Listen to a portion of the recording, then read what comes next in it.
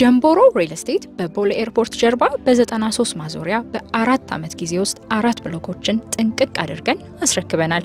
አሁን ደግሞ ግንባታው 95% የደረሰ የተናጠር ካርታ የተዘጋጀለት በ25% ቅድመ ክፍያና በመሃል ከተማ ሳር ቤት በዲፕሎማቶች መንደር ቫቲካን ኤምባሲ ጎን የምንገነባው እጅግ ውብ ዘመናዊ አፓርትመንቶችና የንግድ ሱቆች በመሸጥ ላይ እንገኛለን። ጀምቦሮን ሲመርጡ ቤት ብቻ ሳይሆን የሚሸጥሉት የወደፊት መኖር የሚፈልጉት ቅንጡ የሆነ የኑሮ ዘይቤ ነው። ማለትም የህፃናት ማቆያ፣ የልጆች መጫወቻ፣ የከተማው ግዙፍ ጂምናዚየም፣ 5000 ካሬ ላይ ያረፈ ቴራስ፣ የኤሌክትሪክ መኪና ቻርጅ ከበቂ የመኪና ማቆሚያ ጋር። ታዲያስ ምን ይጠብቃሉ? በ10% ቅድመ ክፍያ በኢትዮጵያ ብር ተዋውለው ያለምንም ተጨማሪ ወለድ የግሎ ያድርጉ። እናመሰግናለን። ጀምቦሮ ሪል ስቴት በጊዜ ግቡ። መንግስታችን እየሰራ ካለው ስራዎች እጅግ በጣም ጥቂቶቹን እንድንጎበኝና ዛሬም ደግሞ እርሶ እጅግ በጣም ከተጣበበ ጊዜ ሰጥተው ሊያወያዩን ስለጋበዙን ከፍ ያለ ምስጋናዬን አቀርባለሁ። እኔ በትናንቱ ሁለት ነገር ተምሬያለሁ።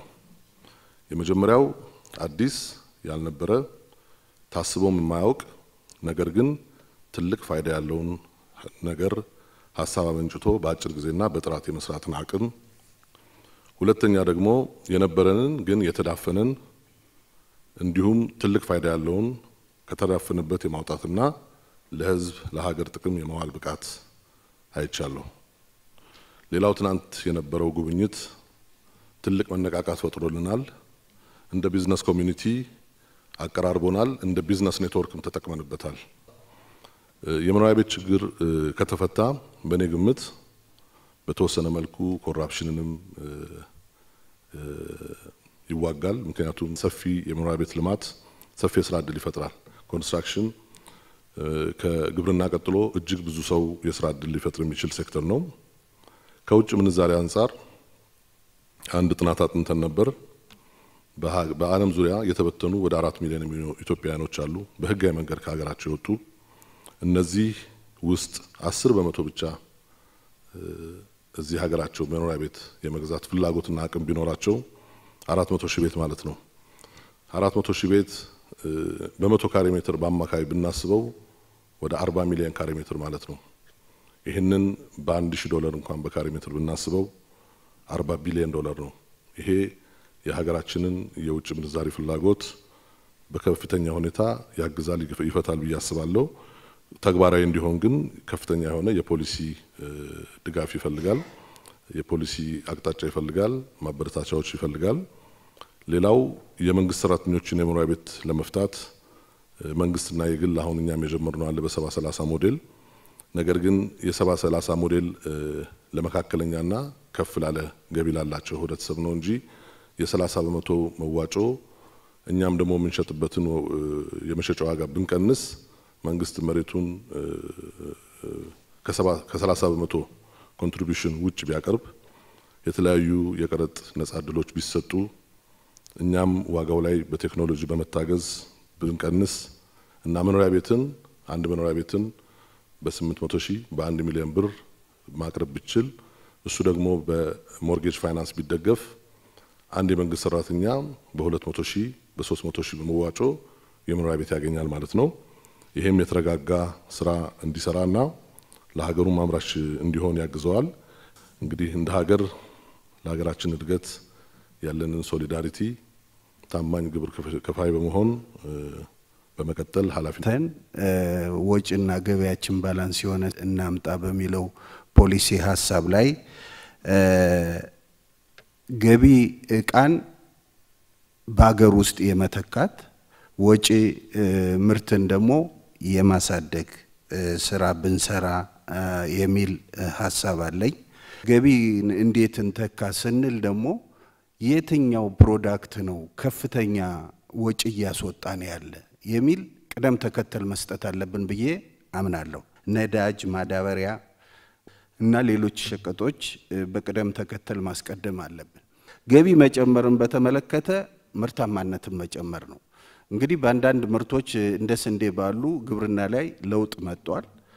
ይሄንን ለውጥ በሌሎችም የኤክስፖርት ምርቶች መጨመር ነው።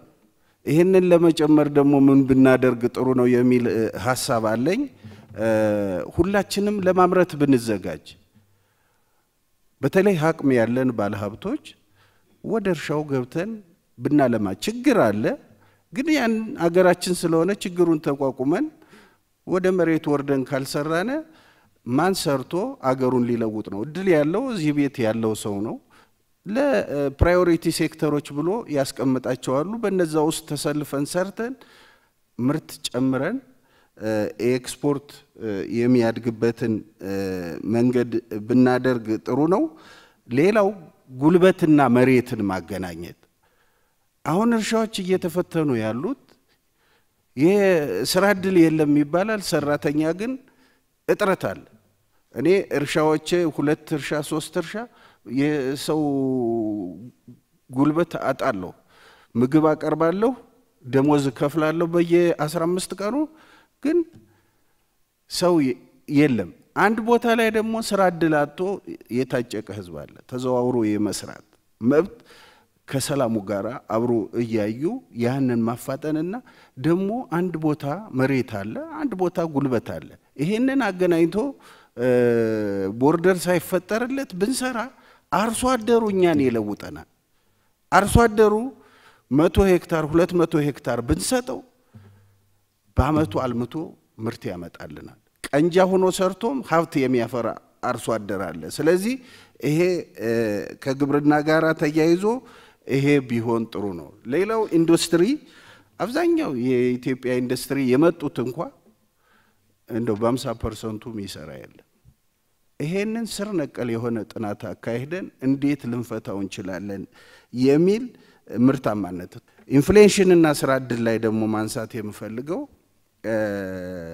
ሁለቱ መታየት ያለባቸው ስራ ዕድል ለመፍጠር ካፒታል ያስፈልጋል ፋይናንስ ካላገኘን ብዙ ሰራተኛ ነው ቀጥረን ያለ ነው አሁንም የመቅጠር ፍላጎት አለን መቼም መስራት የለመደ ሰው ብዙ መስራት ነው የሚፈልገው የካፒታል እጥረቱ የዶላር እጥረቱ ብቻ ሳይሆን የብር እጥረትም አንዳንድ ጊዜ ስራ ዕድል ከመፍጠር ጋራ ቢታይ ኢንፍሌሽኑ ባላንሱ እየተሰራ ቢሆን አንዳንድ ስራዎች እናስብና ካፒታል ያጥሩናል ብዙ ስራ ነው የምንሰራው ብዙ ሰራተኛ ነው የቀጠርነው ብዙ መበደር እንፈልጋለን እኔ በሳህን ምግቤን ይዤ ቢሮዬ እየበላው ምሰራው ስራ ስለምወድ ነው ሌላ ነገር የለውም እና ብዙ እንሰራለን ብድርም ከዛ አንፃር እንሰራለን ገንዘቡን ወደ አልተፈለገ አቅጣጫ ከወሰድነው ሌላ ነገር ነው አንዳንዱ ሰው አይሰራም አለመስራቱ ሌላ ጉለት ይሆንና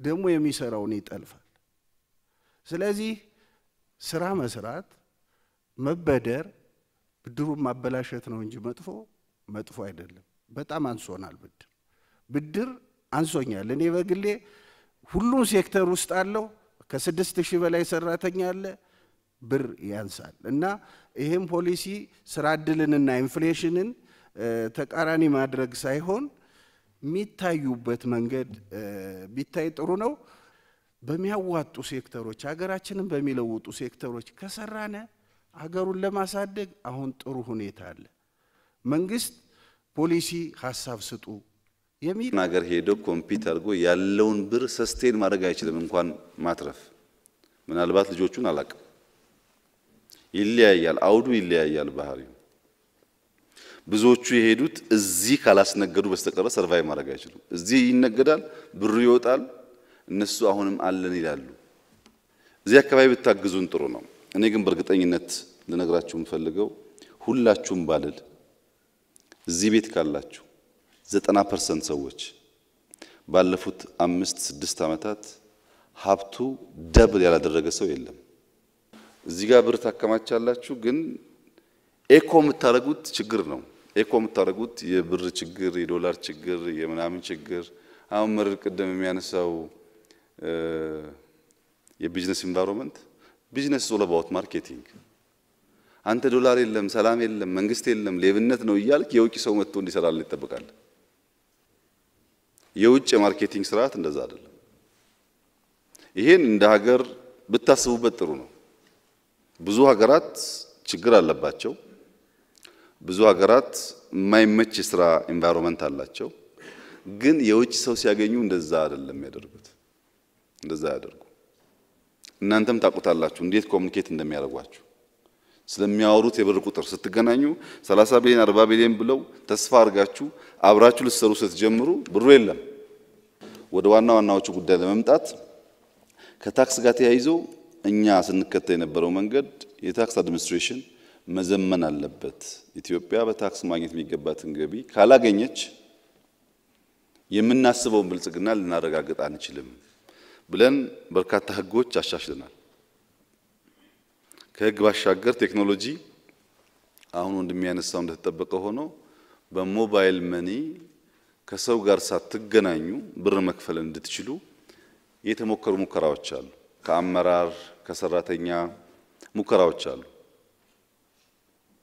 ሁሉም ቴክኖሎጂካል ቶትስ እና አይዲያስ ሲመጡ ሬዚስታንሱ ከባድ ነው፣ አይፈለግም። ምክንያቱም የተለመደውን ነገር ማስቀጠል ስለሚፈልግ ሰው አይፈልግም። ግን የታክስ አስተዳደር ብናሻሽል የተወሰነ የታክስ ሁኔታችን ከተቀየረ የምናስበውን ነገር ለማሳካት ያስችላል ተብሎ ሙከራዎች ተደርገዋል። በህዝብ ሳይድ ያለው ምንድነው? አንደኛ ህግን አክብሮ ግብር መክፈል ባህል ያደረገ ማህበረሰብ የለንም። ግብርን ማጭበርበር እንደ ሌብነት አይታሰብም። በእኛ በኩልም የማስከፈል አቅም የለንም። እንደ ተቋም ኦቶሜትድ የሆነ ግልጽ አሰራር ያለው ሰዎች እንዲከፍሉ ኢንከሬጅ የሚያደርግ ብቃት ያለው ተቋም አልፈጠርንም። በዛ ሳይድ ህግ አክብሮ መክፈል የለም፣ በእኛ ሳይድ አቅም የለም። ሶስተኛ ኢንፎርማል ሴክተሩ ኢንፎርማል ኢኮኖሚ በጣም ትልቅ ነው። ከፎርማሉ በላይ የኢትዮጵያ ኢንፎርማል ሴክተር ግዙፍ ነው።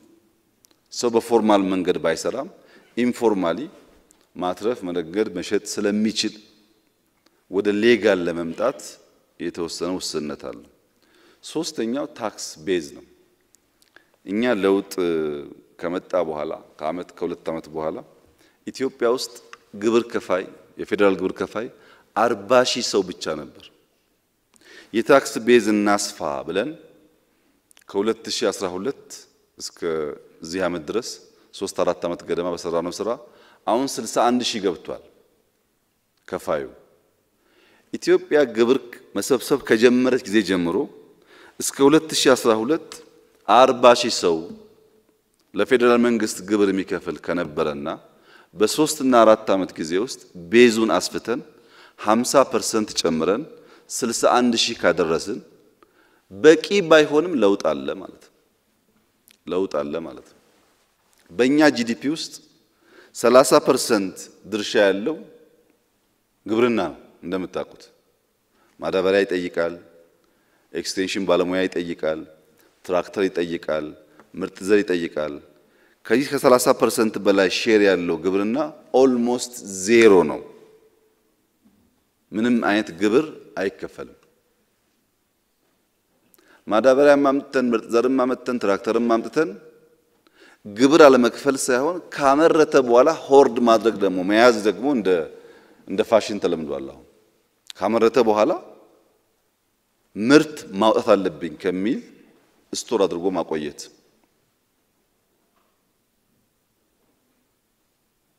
እንደዚህ አይነት ቤዞች እየሰፉ ካልሄዱ በስተቀረ ችግር አለ። አቲቲዩድ ቅድም ወንድሜ በስራ ባህል ያነሳው በስራ ባህል ብቻ አይደለም አቲቲዩድ ችግር ያለው በነጋዴው ሳይድም ከፍተኛ ችግር ስላለበት በዚህም ሳይድ ቢታይ ጥሩ ነው።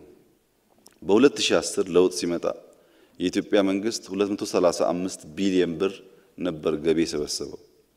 ያኔ ከነበረው ጂዲፒ አንፃር ከ10% ከፍ ይላል። አሁን የዚህን አመት ትቼ የባለፈው አመት 557 ቢሊዮን ብር ሰብስበናል። በጥሬው ስታዩት ባለፉት 5 አመታት የሚሰበሰበው ግብር በእጥፍ ከፍ ብሏል ቤዙም ስለሰፋ። ነገር ግን የኛ ጂዲፒ አሁን ወደ 9 ትሪሊየን የተጠቃ ነው በብር። ከ9 ትሪሊየን 11% እንኳን ግብር ብንሰበስብ 1 ትሪሊየን በአመት መሰብሰብ አለብን ማለት ነው። አሁን 557 ከሆነ መሃል ላይ ከ400 ቢሊዮን በላይ የለም ገንዘብ ማለት ነው። ከባንክ ብድር ጋር ተያይዞ በከፊል ሐሳባችሁን እጋራለሁ። አሁን በጣም የተለጠጠ ፍላጎት ነው ያላችሁ። ለምሳሌ የዛሬ 5-10 ዓመት ለድሬዳዋ ሲሚንቶ ፋብሪካ የኢትዮጵያ መንግስት 10 ሚሊዮን ብር 20 ሚሊዮን ብር ዶላር ቢያበድረው በጣም ደስተኛ ነበር። ለሚ ግን በጣም ትልቅ ነው። ኢትዮጵያ የምታመርተውን ግማሹን ያክል ያመርታል። 100 ሚሊዮንን ብንሰጠው ያንስብኛል ነው የሚለው ብዙአየሁ። ምክንያቱም ኢንቨስትመንቱ ትልቅ ስለሆነ አሁን ኢንቨስት በሚያደርገው ሳይዝ ነው ዲማንድ የሚያደርገው ከኛ እንጂ ከነበረው ልምምድ አንፃር አይደለም። ለምሳሌ በ2011 10ን ትቼ ነው ዝቅ ስለሚል በ2011 45% ዲስፐርስመንት የሄደው ለግል ሴክተር ነበር። 2010 ያንሳል በ11 ዝቅ አድርገን ዘንድሮ ግን አምና 2015 86% የአጠቃላይ ባንኮች ብድር የሄደው ለግል ሴክተር ነው። ኢን 3 years ከ45% 86 አድርሰናል። ያኔ የግል ባንኮች ቦንድ 27% ስለሚገዙ እንደምታውቁት ለማበደር የሚያስችል አቅም አልነበራቸውም። በ2011 236 ቢሊዮን ብር ነበር ያበደረው ባንክ። አጠቃላይ ባንኮች ለግል ሴክተር የሰጡት 236 ቢሊዮን ብር ነበር። ባለፈው አመት ግን 547 ቢሊዮን ብር አበድረዋል። አክቹዋል ፊገር የምታዩ ከሆነ ማለት ነው። አሁን ብሩ እያነሰ ሄደ ሳይሆን መባል ያለበት የኛ ዲማንድ እያደገ ነው። ተፈተናል። ብዙ ስራ ነው ያለን። ብዙ ስራ ስላለን በምንሰራው ልክ ብር አቅርቦት በቂ አይደለም ሲባል ትክክል ይሆናል። አክቹዋል ፊገሩ የሚናገረው ግን እናንተ የምትሉትን አይደለም። አሁን እኔ መንግስት የሚወስዱን አብዛኛውን ሼር ወደ ግል አዞርኩ ከ45-86 ኢማጂን አድርጉ እናንተ። እንደገና ብድሩን ከ236 ቢሊዮን 550 ገደማ ቢሊዮን ያስገብቻለሁ። እዚህ አድጓል ብሎ መተው ይቻላል። ይሄ የሎካል ብድር ነው። የውጭውን ደግሞ እንመልከት። እኛ ወደ ቢሮ ስንመጣ 58-59% የኢትዮጵያ ጂዲፒ ዕዳ ነበር። ይሄ በተደጋጋሚ ተብሏል ታውቃላችሁ። ዕዳ ብቻ ሳይሆን ኮመርሻል ሎን ከባለፈው ፓርላማ እንዳነሳሁት አራጣ ማለት ነው። በአራጣ የመጣው እድገት ውሸት ነው። ምክንያቱም አራጣ በዳሪ ለአንተ 1 ቢሊዮን ኮሚሽን 100 ቢሊዮን ምናምን እያለ ብዙ ነገር ስላለበት በውስጡ ትክክለኛ ፋይናንስ አይደለም። ኢትዮጵያ ከምታመነጨው የውጭ ምንዛሪ ኢን አቨሬጅ 2 ቢሊዮን ዶላር ዕዳን ከፍል ነበር ላለፉት አመታት። ኢን አቨሬጅ ለነዳጅ በአቨሬጅ 4 ቢሊዮን ገደማ እናወጣለን። 6 በሉት። ለማዳበሪያ በአቨሬጅ 1 ቢሊዮን ገደማ ያወጣል። 7 በሉት። መድኃኒት ምናምን አትቁጠሩ ይቅር። ዕዳ ባለፉት 4-5 አመታት 9 ቢሊዮን ዶላር ከፍተናል ብዬ ባለፈው ያነሳሁት የመንግስት ብቻ ነው። የአየር መንገድ ኢትዮ ቴሌኮም አይጨምርም። መንግስት የከፈለውን ነው ያነሳሁት። እነዛ ቢጨመሩ ከ10 ቢሊዮን ዶላር በላይ ዕዳ ከፍተናል። ስለከፈል ከጂዲፒያችን ያለው ዕዳ በከፍተኛ ደረጃ ቀንሷል። አሁን ቀንሷል። እኛ ቀንሶም እያለ ዕዳን በሚመለከት በዓለም አደባባይ ሁሌ የምንጮህበት ዋናው ምክንያት ያ ዕዳ ከሞላ ጎደል አራጣ ኢትዮጵያ ያልገባ የት እንደገባ የማይታወቅ ዕዳ እየከፈልን ስለሆነ ነው። ዕዳችሁን አስተካክሉ ምንለው ኮመን ፍሬምወርክ የሚባለው ዋና ሐሳብ አንከፍልም ሳይሆን ይሄ አራጣችሁን ወደ ኮንሴሽናል ሎን ቀይሩልን ነው። እንክፈል ግን ትክክለኛ የተሻለ የብድር ስርዓት እንከተል።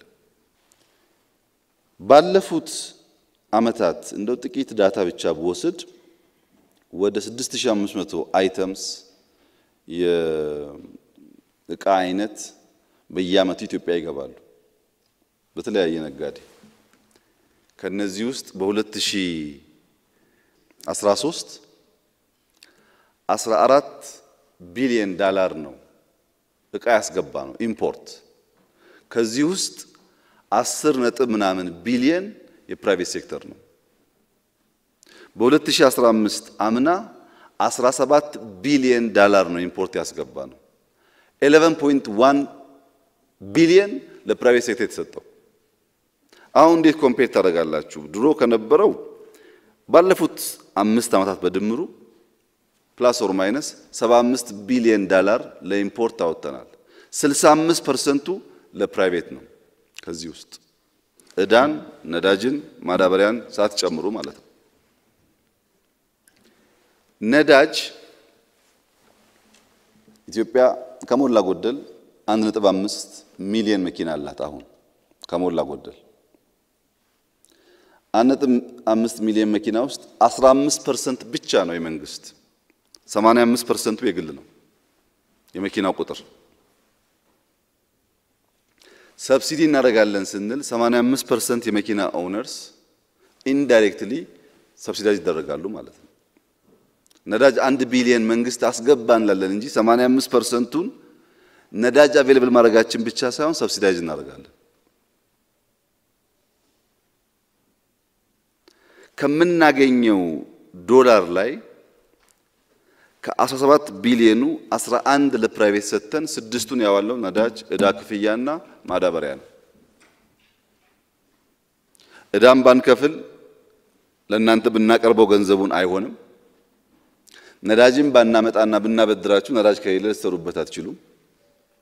ማዳበሪያም ባንመጣ አሁን ኢንፍሌሽን የሚባለው ስንዴ ባናመርት ምን ሊሆን እንደሚችል አስቡት።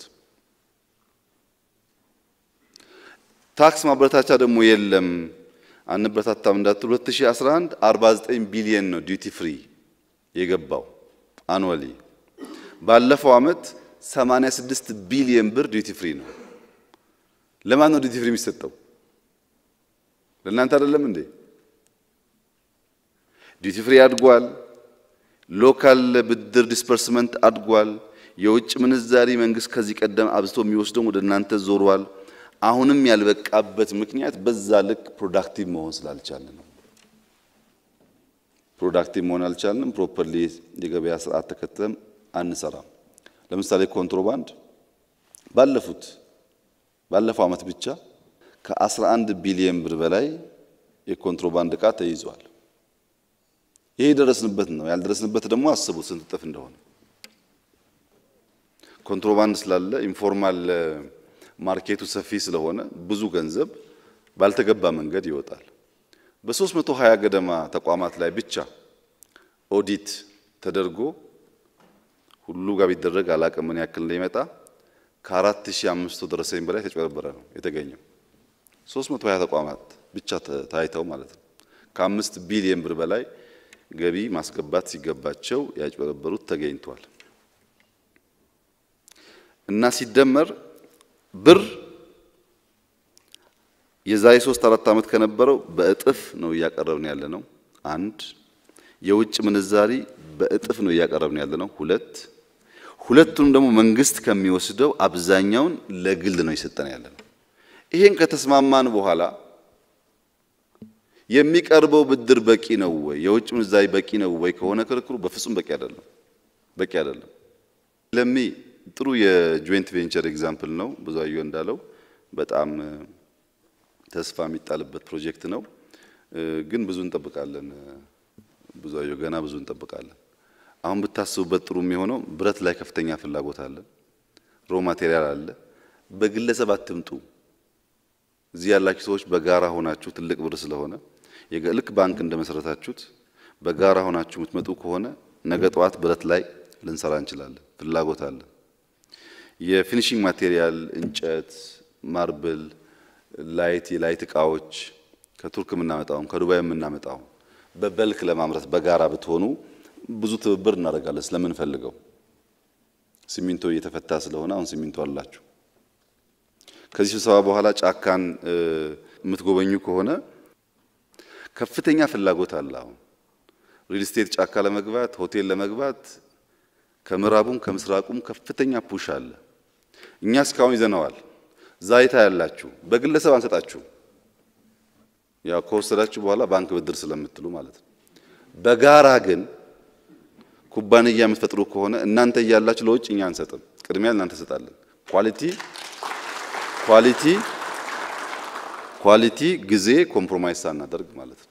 ይው ዛሬ ተደራጁ ኑ ተወስዳላችሁ ነገር ሳትመጡ ግን በግል መሬት አጥሬ ባንክ የምበደርበት ካላችሁ እሱን አስተዳደረኛ ስለማንወደው ብዙ አንተባበርም። በኋላ ስታዩ በቦይለሚ አፕሮች በጆይንት ቬንቸርም ይሁን በጋራ ከሰራችሁ ቅድሚያ በብረት በሪል ስቴት በቤት ውስጥ የፊኒሺንግ ማቴሪያል ኢትዮጵያን ብትሳተፉ ያዋጣል። እኛም ብናገዝ ደስተኞች ነን። የፕሮፐርቲ ጉዳይ እኛ ማስበንበታል። ህግ ሊሻሻል ስለሆነ እናያለን አብረን። አዲስ አበባን በሚመለከት ሰሞኑን እንደምታዩት በጣም ብዙ ቦታ እየፈረሰ ነው። ለምንድን ነው ያላችሁ እንደሆነ የወደፊት የኢትዮጵያም የአፍሪካም የዓለምም የኢኮኖሚ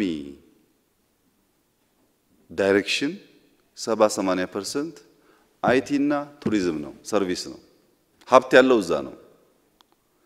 ቱሪዝም እና አይቲ በባህሪያቸው ደግሞ ኤርጎኖሚክስ በጣም ኢንፍሉዌንስ ያደርጋቸዋል። የተስተካከለ ኤንቫይሮንመንት ካሁን ይረበሻሉ።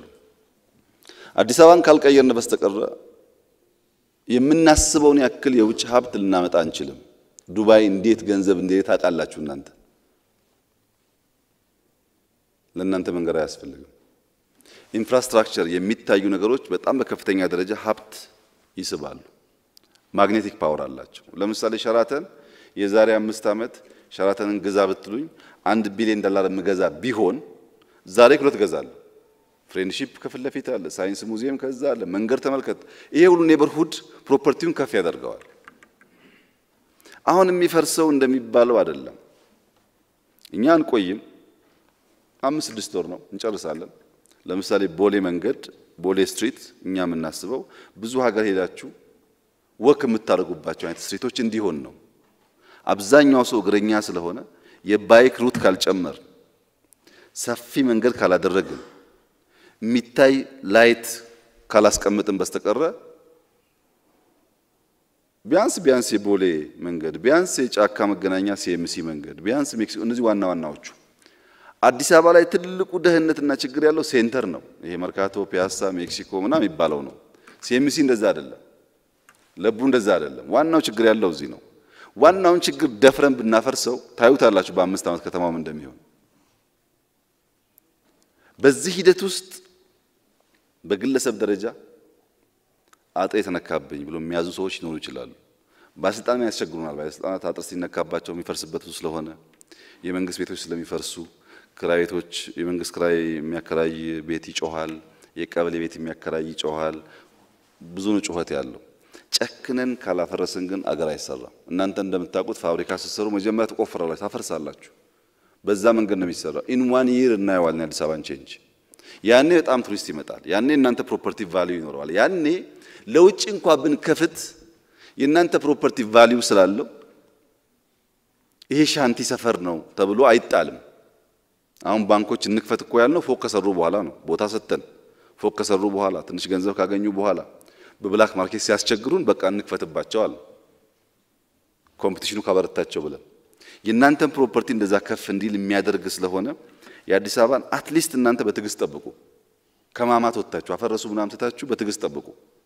ኢን ይር ታይም ማክሲመም ከተማውን ካለበት ደረጃ ከፍ ስናደርገው ልጆቻችሁን ዱባይ ከምትወሱ ታቆያላችሁ እዚህ ማለት ነው። ሰላም በሚመለከት ሁላችሁም ብላችኋል። በጣም ጥሩ ሐሳብ ነው። ሽማግሌነን እድሜያችን ልምዳችን ያላችሁ ሸምግሉ። እኛ እኮ የምንፈልገው ሰላም። እኔ ማረጋግጥላችሁ መንገድ በሽፍትነት በሬብልስ በሚመስል ነገር ከእንግዲህ በኋላ የኢትዮጵያን መንግስት መጣል ሳይሆን መነቅነቅ አይቻልም። በጣም የተለያየ ነው። ብቃታችን አለ የሚለያየው፣ ኮንቪክሽናችን ይለያያል። እሱ ብር ነው የሚሰበስበው፣ እኛ ስራ ነው የምንሰራውና እናቃለን ያደረግን ያለነውን በቀላሉ የሚሆን አይመስለኝም። እነሱ ሰዎች ግን ልብ ገዝተው ከመጡ በጣም በደስታ እንቀበላለን። ሞክሩ፣ በሁሉም በምትችሉት መንገድ ሞክሩ። ከኤሌክትሪክ ጋር ተያይዞ ወንድም ያነሳው ችግር ለምሳሌ አሁን ቦሌ መንገድ የምናፈርሰው ወይም ፒያሳ መንገድ የምናፈርሰው አሮጌት ብቻ አይደለም የምናፈርሰው። እዛው ላይ ፋይበር እንዘረጋለን፣ እዛው ላይ ሽቦ በየቦታ ያለውን እንቀብራለን። የውሃ መስመር እንዘረጋለን። ዩቲሊቲስ ቢሊየንስ እያወጡ ነው ያሉት። ለምንድነው ኢትዮጵያ ውስጥ ነው ኢትዮጵያ አዲስ አበባ ውስጥ ከዚህ ጀምረህ ሜክሲኮ ብትነዳ ላይት አለ፣ ጨለማ አለ፣ ላይት አለ፣ ጨለማ አለ። ኮንቲኒየስሊ ማየት አይቻልም። መብራት ምን ይፈልጋል? ኢንፍራስትራክቸሩን ካልቀየር ነው በስተቀር ሽቦ የተቀጣጠለ ስለሆነ አንተ የምትፈልገውን የኤነርጂና የዳታ ኢንተርኔት አክሰስ ማድረግ አትችልም። ወይ ፓወር ዳውን ያደርጋል፣ ያንተ ባያደርግ ቢቴሱ ዳውን ያደርጋል፣ ሰፈሩ ዳውን ያደርጋል። እሱን እየቀየርን ያለ ነው። አሁን አንተ ዳታ ፈልገሃል፣ ኤሌክትሪክ ፈልገሃል። በቃ የምናፈርሰው ለሱ ስለሆነ ከኛ ጋር መቆም አለብህ። አፍርሱ በርቱ እያልክ ማለት ነው። ካልፈረሰም there is no way። ፒያሳ አካባቢ ቆም በወስዳችሁ ኑሮ እኮ አይደለም፣ እዚህ ጋር ያለው እኮ ኑሮ አይደለም። በላስቲክ ላይ ላስቲክ አንድ መንደር በጋራ አንድ ሽንት ቤት የለውም፣ ሻወር የለውም። እሱን ካልቀየርን በስተቀር የምናስበው ነገር ልናመጣ እንቸገራልና ጨከን ብትሉ እናንተ ጥሩ ነው ብታግዙ። እናንተ ላይ በረታሁት ለምንድን ነው? እናንተ ስለሚገባችሁ ብዬ ነው። ገበያ ውስጥ የኤሌክትሪክ ሽቦ እናመርታለን። ገበያ ውስጥ ኳሊቲ ችግር አለ። ከህግ ውጭም ይነገዳል ለተባለው በቅርቡ ተነስቶ ነበር ጉዳዩ።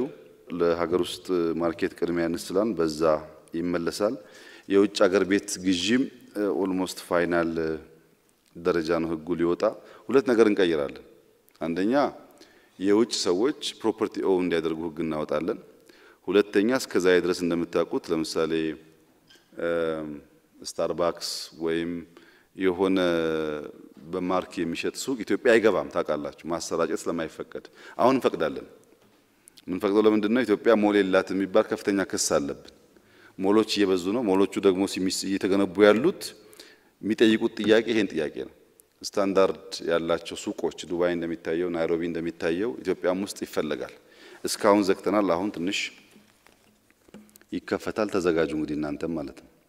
ቴክኖሎጂ ጋር በሚመለከት ፋይናንሻል ኢንክሉዥን እንዴት ገንዘብ መቅረብ አለበት፣ እንዴት ይመራ የሚለው ጉዳይ ላይ ሰሞኑን ስለምንወያይ ያሰብናቸው ጉዳዮች አሉ። እሱና ያለን አይሲቲ ፓርክም ብትገቡ ጥሩ ነው እንዳላችሁት ብትገቡ የኛም ፍላጎት ለምን አትገቡም ስለሆነ ብትገቡ ጥሩ ነው።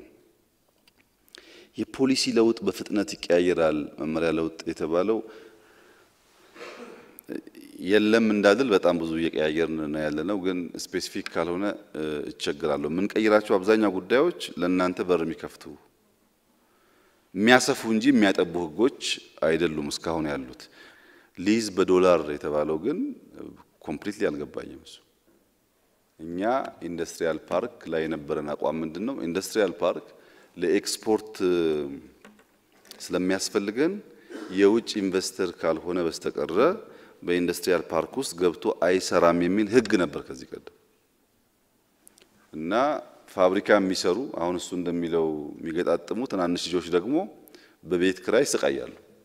ይሄ ለኢትዮጵያ የሚያዋጣ አፕሮች አይደለም። የኛ ኢንዱስትሪያል ፓርኮች እንደነዚህ አይነት ሰዎች እንዲሰሩበት እንፈልጋለን። ሼድ ወስደው ወይም ሼድ ሰርተው ይግቡ። ይሄ ፖሊሲ ትክክል አይደለም ብለን ተወያይተን የወሰንነው ለእናንተ ነው። በዶላር ከሆነ ታዲያ ምን በእናንተና በውጩ ምን ዲፈረንስ አለው? ይሄ የመንግስት አቅጣጫ አይደለም። ከየት የመጣ እንደሆነ ብዙ አልገባኝም። እነማሞ ብታዩት ጥሩ ነው። ቦይ ለሚ ላይ ክፍት ነው ቦታው። 20 ሼድ እንኳን የለም። ታጥሯል፣ መብራት አለ፣ 20 ሼድ የለም። ጅማ፣ ባህር ዳር፣ መቀሌ ሁሉም ኢንዱስትሪያል ፓርክ የተገነባው በጣም ብዙ ክፍት ቦታ አለው። በዚህ አናቂ ፖሊሲ ምክንያት ማለት ነው። ለሎካል ሰው አይሰጥም ተብሎ አሁን እናንተ የምትገቡበት ከሆነ ይቀንሳል። አንደኛ በሎካል ከረንሲ መሆን አለበት። ዶላር ይወጣል ይወርዳል፣ መሰቃየት የለባቸውም። ሁለተኛ ለውጮቹ የምናደርገውን ድጋፍ ለውጮቹ እኮ የማናደርገው ድጋፍ የለም። ሁሉን አድርገንም ክስ ብቻ ነው። የዛን ግማሽ እንኳን ብናግዝ ጥሩ ነው። ካፒታል ማርኬት ያው እየተጀመረ ነው በቴሌ